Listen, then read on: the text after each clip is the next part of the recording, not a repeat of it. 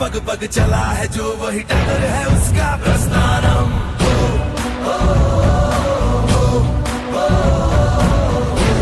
नमस्कार, मैं हूं नईम वारसी। आप देख रहे हैं एक्सप्रेस न्यूज चैनल।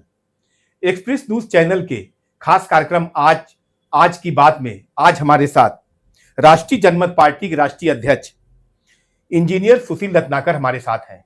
आइए आज हम उनसे बात करते हैं। सुशील रत्नाकर जी, आपका स्वागत है हमारे एक्सप्रेस न्यूज चैनल में। सबसे पहले हम आपसे ये जानना चाहेंगे, शिक्षा की अगर बात करते हैं तो शिक्षा के मामले में आपकी शिक्षा कहाँ से और कहाँ तक हुई है? पहले एक्सप्रेस न्यूज के सभी दर्शकों को नमस्कार।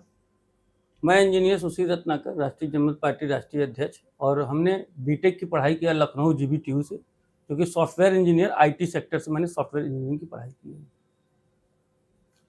आपने एक पार्टी बनाई है, आप उसके राष्ट्रीय अध्यक्ष हैं। क्या है आपकी पार्टी? ये राष्ट्रीय जनमत पार्टी 2008 में इसको बनाया गया था और इसके पहले जो संस्थापक और पार्टी के राष्ट्रीय अध्यक्ष रामनाथ प्रियदर्शी जी थे, और इन्होंने 2017 में 2019 में अपने नेतृत्व में चुनाव लड़े थे और पार्टी की कहीं सफलता नहीं मिली, लेकिन पार्टी ने अपने अस्तित्व को बचा रखा और चुनाव लड़ते रहे निरंतर, और चुनाव आयोग में भी इनकी मान्यता हमेशा स्थापित रहा। ये बहुत महत्वपूर्ण है कि इसकी ऑडिट और हर चीज़ जो भी कागज की डॉक्यूमेंट्री है बहुत मजबूत है। और 2022 में मैं इसका राष्ट्रीय अध्यक्ष बना, जब प्रियदर्शी रामनाथ जी हमारे माननीय नहीं रहे, स्वर्गवासी हो गए। उनके बाद उनके जितने भी कार्यकर्ताओं की सहमति से एक बैठक हुई। बैठक में हमें मनोनीत किया गया राष्ट्रीय अध्यक्ष 2022 में। 2022 के बाद आपकी पार्टी चुनाव में भी उतरी है। किस किस जगह आप चुनाव में उतरे हैं? कौन कौन से प्रत्याशी उतारे हैं? क्या सफलता मिली है? 2022 में जब हम तुरंत राष्ट्रीय अध्यक्ष बने तो हमको चुनाव चिन्ह नहीं आवंटन हो पाया चुनाव आयोग के द्वारा, और देर हो जाने की वजह से हमको 2022 का विधानसभा और 2024 को लोकसभा में नहीं लड़ पाया था। लेकिन 24 का जो उपचुनाव थे 9 सीटों पे से 2 सीट पे हमने पर्चा भरा था। एक मझवा विधानसभा, एक आपके कानपुर का हमने चुनाव चिन्ह भरा था, जो कानपुर से। तो वहाँ पे एक जगह पर्चा हमारा खारिज हो गया था और दूसरी जगह हम लोग चुनाव प्रकाश चंद्र मौर्य को लड़ाया, और जो कि पहला चुनाव था हमारे नेतृत्व में चुनाव था। हमारे समाज के लोग पासी समाज से हम आते हैं और हमारे समाज के लोगों ने साथ दिया, क्योंकि मौर्य समाज सुस्ता मौर्य जो भारतीय जनता पार्टी से उतर गई थी, जिससे मौर्य का समाज हमको वोट नहीं दिया और मौर्य समाज हमारा साथ नहीं दिया। लेकिन जो समाज के लोग थे, वो पासी समाज के लोग थे, उन्होंने, जो हमारे मित्र थे या जो किसी भी बिरादरी जो हमारे कार्यकर्ता थे, उन लोगों ने साथ दिया, हमारे झंडे को उठाया और मेहनत किया। राजनीतिक करियर की अगर बात करें तो आपका परिवार काफी पुराना राजनीतिक परिवार है, तो राजनीति के बारे में बताइए। कब से राजनीतिक परिवार में आपके परिवार लोग जुड़े हैं और किस किस पद पे रहे हैं? देखिए, पहले 2000 हमको लगता है 1980 से हमारे पिताजी, जो कि धर्मवीर जी राष्ट्रीय अध्यक्ष थे, प्रदेश अध्यक्ष थे कांग्रेस के, और बड़े गद्दावर पासी समाज के अच्छे नेता माने जाते थे। उन्हीं के नेतृत्व में हमारे पिताजी को मुलाकात हुई। उन्होंने, पिताजी ने कहा जाओ टिकट लो। पिताजी को टिकट दिया उन्होंने, रावतगंज से सुरक्षित सीट, जो कि यहाँ से लगभग 100 किलोमीटर 80 किलोमीटर दूर है रावतगंज। उन्होंने कहा बाबूजी इतना दूर हम चुनाव नहीं जीत पाएंगे। उन्होंने कहा जाओ, आप हमारी बिरादरी को जाओ, चुनाव लड़ो और इंदिरा की लहर है और चुनाव जीत जाओगे, और हमसे जो भी मदद होगा, हम पार्टी झंडा बैनर जो भी आवश्यकता होगी, गाड़ी मोटर हम लोग लगाएंगे। धर्मवीर जी को मैं, माननीय धर्मवीर जी का बहुत शुक्रिया अदा करता हूँ, उनका ऋणी है हमारा परिवार। उन्होंने टिकट दिया। ऐसे 35 पासी समाज के लोगों को टिकट दिया था, जिसमें से 3500 चुनाव जीते थे। और धर्मवीर जी हमको लगता है कि मुख्यमंत्री की रेस में थे, लेकिन कहीं ना कहीं कुछ लोगों के द्वारा षड्यंत्र करके उनको श्रम मंत्रालय इंदिरा गांधी के साथ कैबिनेट में भेज दिया। वीपी सिंह मुख्यमंत्री बने।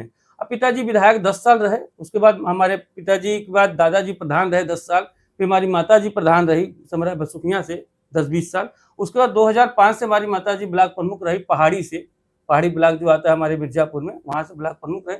उसके बाद हमारे बड़े भाई सुनील रत्नाकर, जो कि 3 बार जिला पंचायत सदस्य रहे, और इसमें प्रभावती देवी को जिला पंचायत अध्यक्ष बनाने में बड़ा अच्छा योगदान दिया था उन्होंने, और बहुत महत्वपूर्ण भूमिका निभाया था।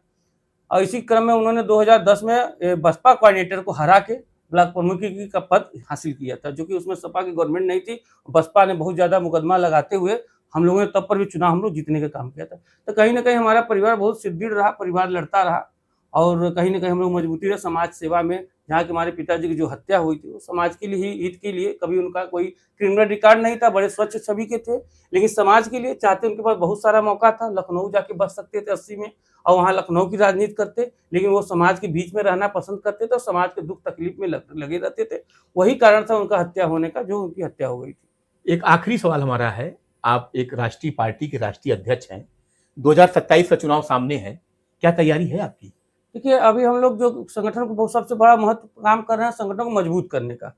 अभी हम लोग जो 75 जिला में लगभग 30-35 जिला में जिला अध्यक्ष मजबूत कर दिया है, जहाँ लगभग 100-100 की टीम, 50-50 की टीम को बना रखा है। आपके इर्द-गिर्द पूर्वांचल में हम लोग बहुत मजबूत है और अवध में भी हम लोग मजबूत है। जैसे उन्नाव हो गया, अवध क्षेत्र में हमारी संख्या ज़्यादा है। आने वाले समय में हमने बना रखा है कि हम लोग चाहते हैं कि पूरे संगठन का एक ऐसा कार्यक्रम हो कि 27 आते-आते रमाबाई भरने का योजना बना रखा है हम लोगों ने। जिसे ऐतिहासिक एक मैदान को भरेंगे तो हम लोगों को खुद ही पार्टी की ताकत और संगठन के बारे में मजबूती लगेगी। तो संगठन का जब तक परीक्षा नहीं लेंगे अपने संगठन का, तब तक हम परीक्षा में पास नहीं होंगे, तो आपको मालूम क्या होगा कि हमारा संगठन है कैसे।